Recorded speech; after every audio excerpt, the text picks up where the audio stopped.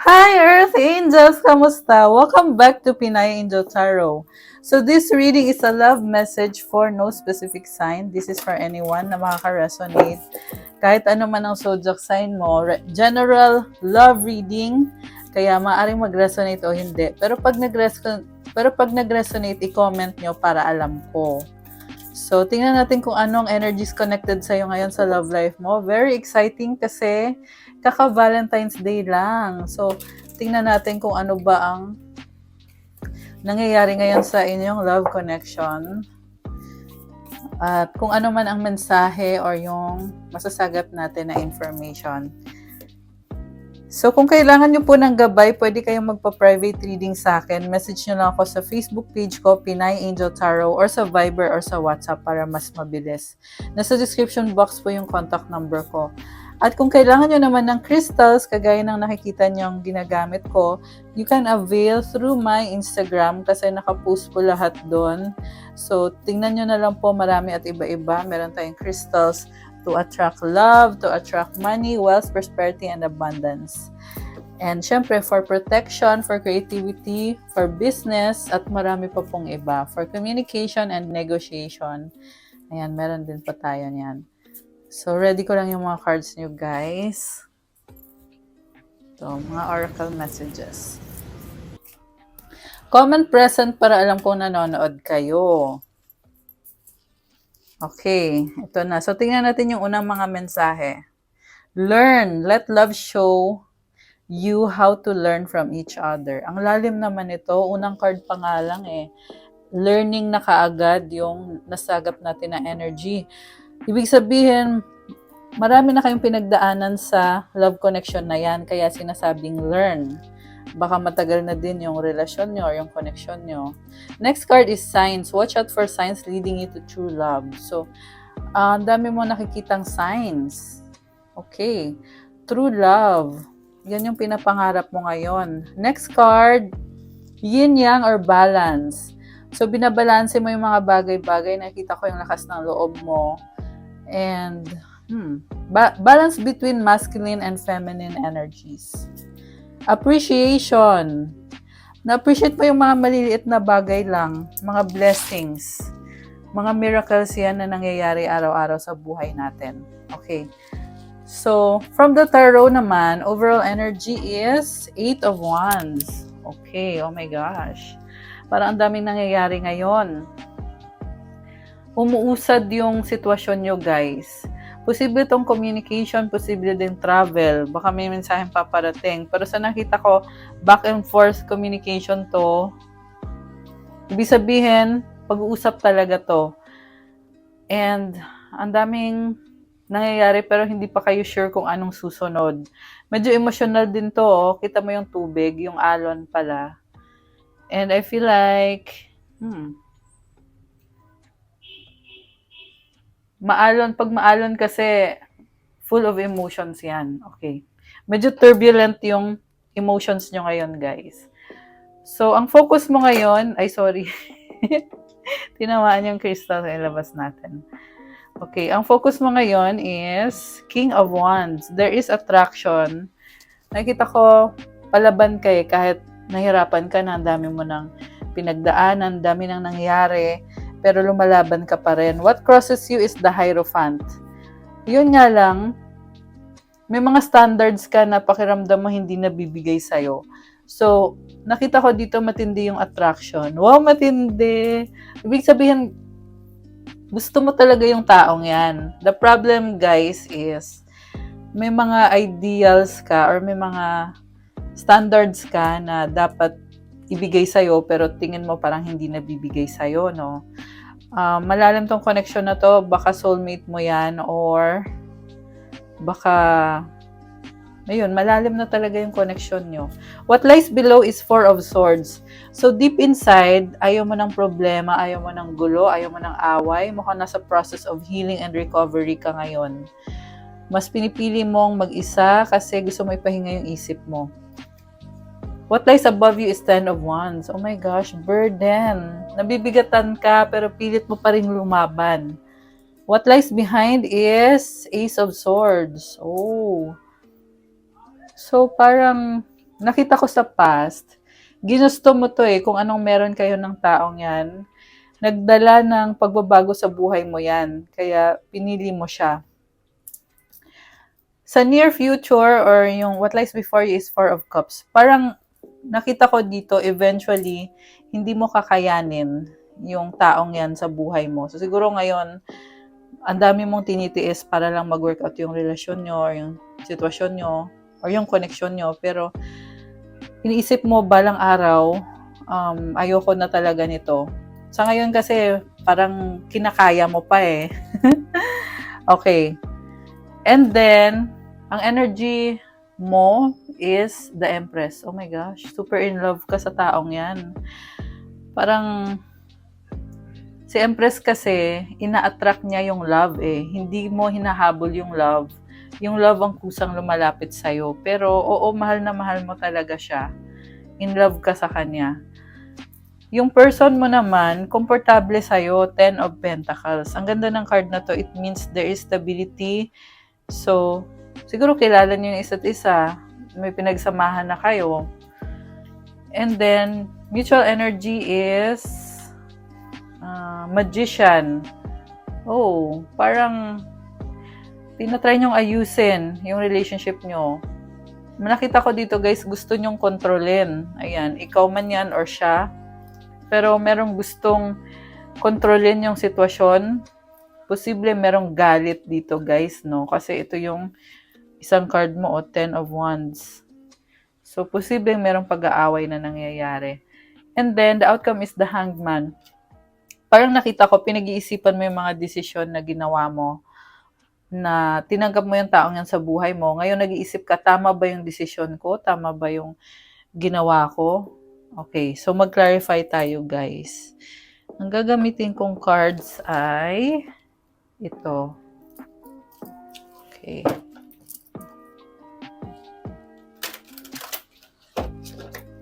So, tingnan natin. Bakit 8 of Wands yung overall energy dito?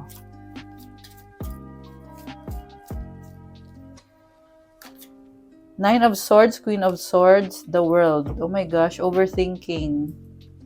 King of Pentacles. So, nakikita ko sa'yo, gusto mo ng magaan na buhay ngayon. Oo, loyal ka sa taong yan, mahal mo siya, gusto mo siya, pero parang iniisip mo kung ano yung madali para sa'yo. Also, hindi ka mapakali kakaisip kasi nakikita mo kung ano yung mga mali na ginagawa sa'yo at gusto mo ipaglaban yung sarili mo. Parang gusto mo sabihin sa taong yan na ito yung gusto mo mangyari, ito yung mga standards mo. Minamanifest mo talaga na umayos yung buhay mo. Pero parang may na-feel din ako dito na tahimik ka lang, hindi mo masyadong pinapakita o sinasabi kung ano talaga yung gusto mo. Kaya din siguro kulang kayo sa communication. Parang hindi ka din niya naiintindihan. And may nakita akong endings and new beginnings dito, guys. Ibig sabihin may nagtapos at merong magkakaroon ng bagong simula. Pero yung isip mo, hindi ka mapakali talaga. Ayan, kita mo to, nakahiga siya, 'di ba? See, 9 of Swords energy. Tapos yung Swords, ayan, overthinking kasi hanging. So, bakit hanging? Posible iniwan ka ng taong yan na nalilito ka, hindi mo alam kung ano ba dapat. And nakita ko dito ang lakas ng energy, 8 of Wands. Posible magkaroon ng communication o pag-uusap sa inyo. So, tingnan natin bakit pilit mo pa rin pinaglalaban yung taong yan. I mean, syempre, kasi attracted ka sa kanya, pero ano ba yung story dito? 8 of Wands ulit, Queen of Cups and a Page of Wands. Wheel of Fortune. Oh my gosh. Merong mabigat na nangyari dito or malaking pagbabago, expansion and growth. Gusto mong gumanda yung relationship nyo or yung buhay mo. Nakita ko gusto mo lang naman sumaya kayo. Kita mo yung mga ahas-ahas na yan. Ibig sabihin, ang daming nangyayari, medyo naguguluhan ka. Pakiramdam mo walang direksyon, pero yun nga, ang dami na nangyayari. So, Kaya ka ngayon nagsastruggle kasi feeling mo hindi mo na mataas to. And kasi mahal mo yung taong yan eh. Pero nalulungkot ka. Nalulungkot ka na bakit ganito yung nangyari? Bakit walang direksyon? Merong direksyon actually, pero walang, alam mo yun, hindi sigurado eh. Hindi sigurado kung kayo na ba talaga, or I mean, kung may future ba kayong dalawa. Pero may nakita ko dito na marami na kayong memories. Or at least meron na kahit papano. At mahal mo siya eh. So ngayon ito, nagbabago yung energy mo. Parang siguro iniisip mo, tama ba itong mga ginagawa ko? Dapat ayusin na to kasi hindi pwede itong mga nakikita kong mali na ginagawa ng taong yan.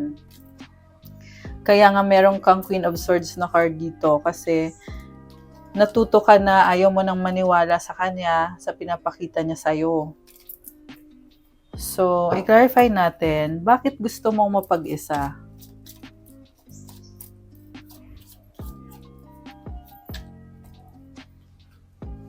Oh my gosh. Queen of Pentacles, Eight of Swords, the Lovers.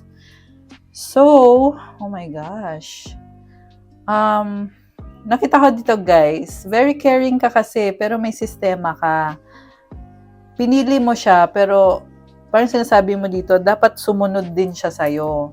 Kasi ikaw bigay ka ng bigay. Ito kasi si Queen of Pentacles, mapagmahal to, parang nanay na to eh, na kahit financial, ibibigay mo sa kanya, kahit anong klase ng support, ibibigay mo sa kanya. Pero iniisip mo na may responsibilidad din siya sa'yo. Hindi pwedeng ikaw lang yung bigay ng bigay na walang kapalit, or at least sumunod man lang siya sa kung ano yung ini-expect mo sa kanya or sa standards mo. Andito yung Lover's card, guys. Ibig sabihin, minahal mo talaga tong taong to. Desisyon mo talaga na siya yung pinili mo. Kaya iniisip mo ngayon na since pinili kita, dapat ipakita mo din sa akin na tama yung desisyon ko. And very practical ka kasi. So, gusto mo yung tinutulungan ka niya. Yun yung hinihingi mo na gawin niya na dapat tulungan ka din niya. Pero mukhang sa nakita ko, mukhang ikaw lang yung tumutulong Pero tingnan natin bakit nabibigatan ka ngayon? Kasi 10 of Wands yung overall energy mo Ace of Swords, the High Priestess, 2 of Wands. Kasi, oh my gosh. The Devil at the bottom of the deck. 7 of Wands. Nabibigatan ka kasi you want to set boundaries. Kasi nga, parang inaabuso ka Sobra yung stress mo dito. Ayan super yung stress mo dito. Kaya ka nga nabibigatan ayan 10 of Wands. Okay, so lalabas ko muna tong mga cards na to. And then, nakita ko dito pinag-aaralan mo kung paano ba dapat kasi malaki ang mga plano mo dito. Ayaw mo sabihin kung ano bang gusto mo mangyari. Pero, nire-ready mo yung sarili mo May mga ginagawa ka na ding effort na ayaw mo ipaalam sa taong yan bago yung idea mo dito. Kasi hinihintay mo siya. Yung nga lang nakita ko, kita mo yung snake?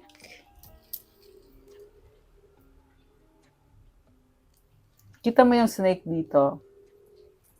It means na hindi ka makagalaw. So, ibig sabihin, tingin ka lang ng tingin, nire-ready mo yung sarili mo, pero wala ka namang ginagawa. So, ibig sabihin, may mali din sa side mo. Diba? Gets nyo yun, guys? And feeling ko, yan yung dapat mong malaman na oo, alam mo sa sarili mo na mahal mo siya, ikaw, parang may duda ka sa kanya, kaya mo siya sinustok, pinag-aaralan. Ayan, sinustok mo siya Yung iba nga nanonood ng tarot reading para lang makapag-stalk, 'di ba? Yan yung kasi yung lumabas dito Ayan. Sinustok mo yung taong yan kasi gusto mo may control ka sa relasyon nyo or sa sitwasyon. Pero, toxic yung ginagawa mo kasi hindi ka makagalaw Ayan, ibig sabihin, ang dami mong iniisip. nakakapag-isip ka tuloy ng negative. So, okay. Clarify natin. Ano ba yung mga standards mo na hindi natupad? Sa totoo lang, either soulmate kayo or mag-asawa na kayo or may anak na kayo. Yan yung lumabas dito. So, hindi to basta-basta yung pag-aaway na nakita ko dito or yung argument nyo. May ano talaga to. Malalim to. Dito basta-basta. Okay, anyway. So, the Star, Six of Swords, the Strength card. Bakit ganito yung cards? Ano nga yung tinanong ko na nawala sa isip ko? Ay, oo, yung standards mo. Kasi pinagdadasal mo na sana mag-workout. And nakita ko naman dito, gusto mo nang kumalma na yung kung ano man to nangyayari sa inyo. Kasi moving towards calmer waters ka na Also, parang nakita ko, gusto mo lang naman ng peace, ng love, kasi nagpapaka-strong ka. Andito yung strength card. So, ibig sabihin kahit mahirap, tinatry mo pa rin talaga. Grabe. Nakakaloka. So, yung mga standards mo, yun na nga, gusto mong ayusin kasi yung buhay mo So, lahat ng aspeto ng buhay mo, kasama na yung love life mo, syempre. So, next cards is the Sun, the Emperor, King of Wands. Oh my gosh, guys. Eight of Cups. Oh, okay. Alam mo ang lumabas dito, merong tumalikod, tapos ngayon, nagkakaroon ka ng clarity, realization. So, remember na general reading po to. So, ibig sabihin, roles can be reversed. Kasi, di ba, ito yung kwento mo So, minsan baliktad. Pwede nyo pong baliktarin. Okay? So, anyway, tumalikod ka, pero ngayon, nagkakaroon ka ng realization dito na kailangan mong mag-effort, kailangan mong gawin yung best mo para sa taong yan. Nakita ko sa totoo lang, tumalikod ka, pero ngayon babalik ka. Ayan. Posibleng baliktad, posibleng ito yung person mo yung tumalikod na babalik. Kasi itong Eight of Cups, may ininvest ka dito, pero gusto mo munang mag-enjoy na hindi kasama yung taong yan. Pero ngayon ito nag-iba. The Sun, So, this is a new beginning. And Emperor is someone na may sistema. Alam mo kung anong gusto mo at ipaglalaban mo kung anong gusto mo mangyari dito. Ikaw yung dominante. Kaya ka bumabalik. Again, pwedeng baliktad to, guys. Yung iba kasi, kayo yung iniwan, tapos yung person mo ngayon, nagkakaroon siya ng clarity, there is leadership, at siya yung gustong maging dominante at gusto niyang, alam mo yon, the reason kung bakit siya bumabalik sa nakita ko dito, kasi andun pa rin yung attraction. May attraction pa rin dito. So, bakit ang bigat? Yun yung next ko na tanong. Four of Cups, Seven of Swords, Knight of Cups, Knight of Wands. Oh, wow. Five of Cups. Oh my gosh. Temperance. Alam mo, sa totoo lang, nakita ko dito na gustong ipaglaban yung relasyon nyo. Pero, nanghihinayang. Kasi, pakiramdam niya,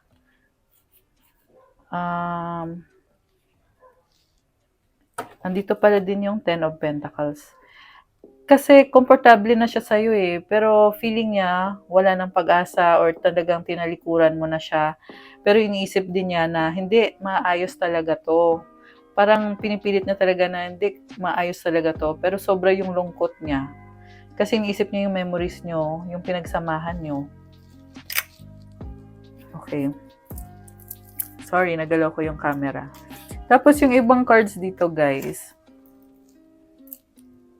Nakita ko na merong offer na hindi niya tinanggap dati. Pero ngayon, Nagbago na yung isip niya. Gusto na niya mag-offer sa'yo. Nakakaloka naman to. Ayan, hindi niya tinanggap, di ba? Pero ngayon, inisip niya, baka mamaya galit ka sa akin kasi hindi ko tinanggap yung offer mo. Ito na ngayon, gusto ko na mag-offer sa'yo. Ang tanong, andyan ka pa ba kung mag-offer sa'yo tong taong to? Nakakaloka. Hindi, pero yun nga yung maganda sa reading natin eh. It's so real. Kaya ang intense. Intense ngayon ang reading na to, guys. Sa totoo lang. Kaka-Valentine's Day lang eh.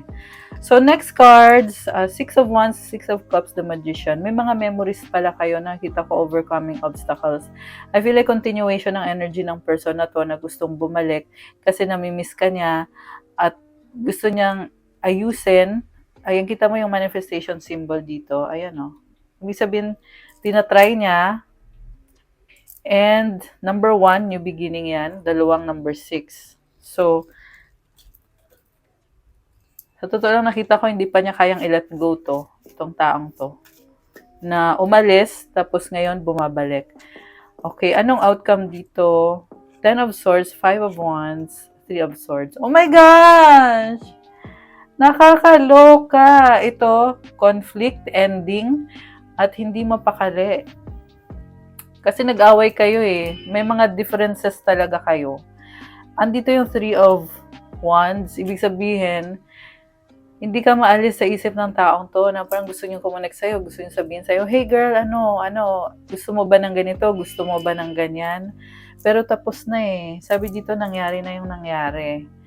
Ayan. And ngayon, since nga nangyari na yan, yung ending na yan, hindi siya mapakali kakaisip. Fresh na fresh pa to, itong nangyari na to. Kakaloka. 2 of Pentacles, Ace of Cups. New beginning, ayan, tinatry talaga i-manifest. Sa totoo lang, busy tong taong to, pero gusto niya talagang ayusin. 3 of Cups, the Tower. Oh my gosh. 2 of Swords, 9 of Cups. So ngayon, nakikita ko, binubuksan niya yung isip niya. Sa totoo lang, masaya siya eh. Bakit ganon? Nakita ko dito, kasi siya yung tumalikod na nagbabalik. So, iniisip niya ngayon, masaya siya, kasi andyan ka pa rin. At iniisip niya na, oo, tama, kailangan ko nang baguhin to, kailangan ko nang ayusin to. Ganon yung lumabas dito sa cards. And then, ito, nasabi ko na pala yan. New beginning. Okay, any more cards para kay viewer? Para pala sa reading na to. Judgment. Kailangan ng desisyon, justice, balance, 3 of Pentacles and 10 of Wands. There is partnership, pero gusto ng taong to na kontrolin yung sitwasyon. At nakikita ko babawi itong taong to. At nagmamadali na siyang ayusin yan. Nagmamadali na din siyang bumalik. Grabe, nakakaloka. Okay, comment nyo nga kung ano yung pinagdadaanan nyo dyan. Tsaka comment yung nag-resonate. So, ito yung mga mensahe na gusto niyang sabihin sa'yo na hindi niya masabi. I feel you leaving me behind. Nakakaloka. We both know I'm not the one for you. I replay our conversations over and over. Isa pa. Just being near you is intoxicating. I left when I saw you with someone. Meron siyang pinagsilosan dati. Sobra yung attraction niya sa'yo eh. Kaya parang feeling niya, naiisip niya pag may iba ka, hindi niya makakaya. Hindi niya makakayanan. Hindi talaga. Ito pa. I'm becoming a better person. It was my fault but I blamed you. Parang very dominant yung person na ka-deal mo. Tsaka ayaw niyang iwanan mo siya. Niisip ka pa rin lagi nito. Alam niya yung pagkukulang niya eh. Okay, anong advice? Teka, gusto ko pa kumuha ng more messages. Kasi ang intense ng reading natin eh. Ano pang mga gustong sabihin ng person mo na hindi niya masabi sa'yo? Ano pa ba?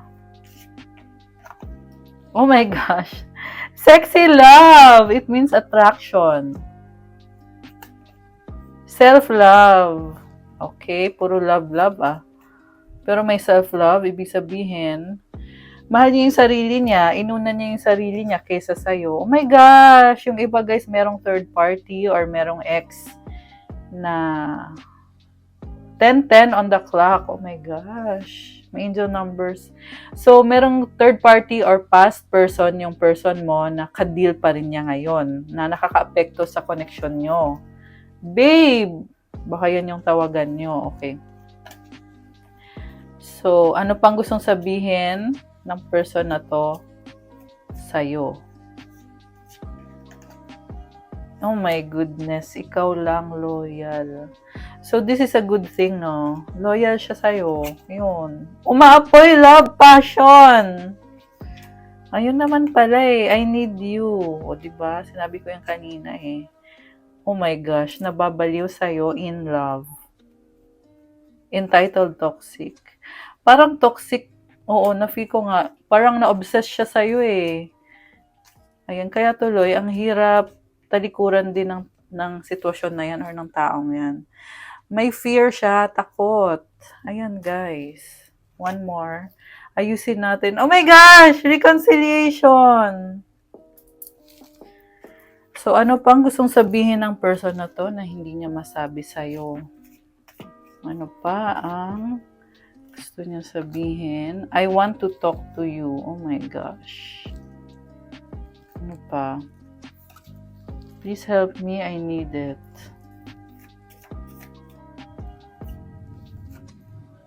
You are my peace. Wow! Okay, ano pa? Any more message? Ito. People don't believe in me. Oh my gosh. Parang feeling ko sa kanya, iniisip niya lagi kung ano iisipin ng ibang tao sa kanya. Ganun yung ugali ng person mo. I need your time and commitment. Okay, last one. I lied and regret it. Nakakaloka. 12:12 on the clock. Okay. Anong advice para sa viewer natin? At ang mensahe galing sa universe. Anong advice? Okay. Ayan, mamaya ko nababasa. Hindi, dalawa kunin natin. Ay, lumipad. Dalawa eh. Isa lang. Okay. So, sandali. Ang advice para sa'yo, trust. Ayan, trust. Ayan na naman tayo sa trust eh.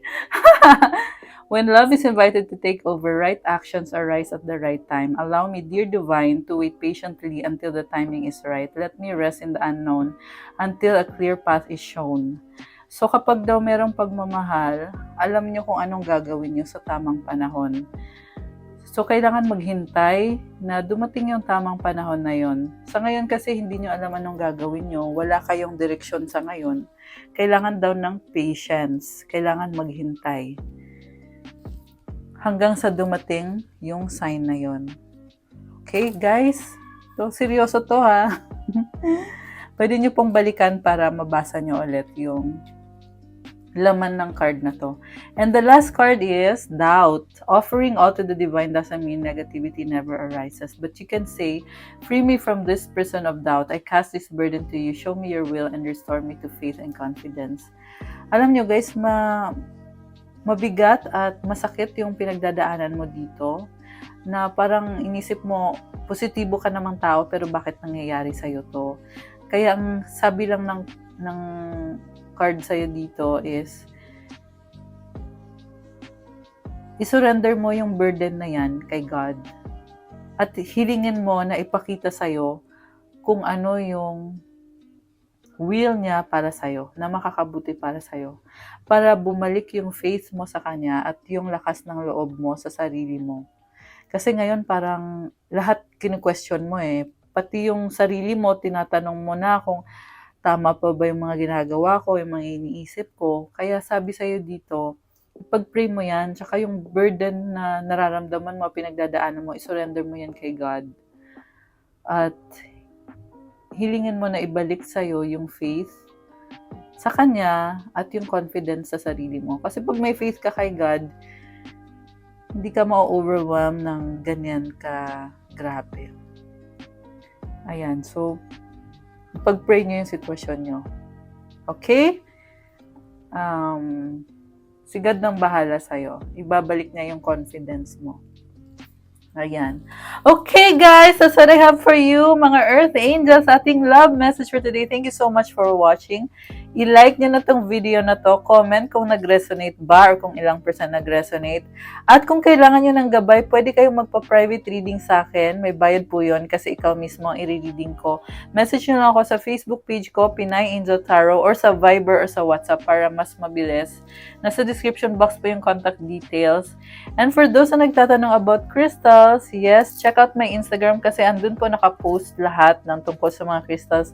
Kasi marami at iba-iba po. So, tingnan nyo na lang po doon para kayo mismo pumili kung alin yung nakaka-attract para sa'yo. Kasi meron tayong crystals to attract love, to attract money, to attract wealth, prosperity, and abundance, protection, spiritual protection, for business, for motivation, anti-stress, and opening of your chakras, for mental clarity, for leadership, for new beginning, at marami pa pong iba, guys. Meron din tayong for good communication and self-expression. So, message nyo na lang ako. Siyempre, check out nyo yung sa Instagram ko at i-follow nyo na din ako para to show your support. And kung bago po kayo dito, welcome mga Earth Angels. Please subscribe kasi kailangan ko po yan para tuloy-tuloy lang ang paggawa natin ng more videos para sa inyo. Thank you so much! And have a good day. God bless you all, guys. I'll see you again soon and good night and belated Happy Valentine's sa inyo. I'll see you soon. God bless. And good night. Bye! Bye-bye! Thank you, thank you!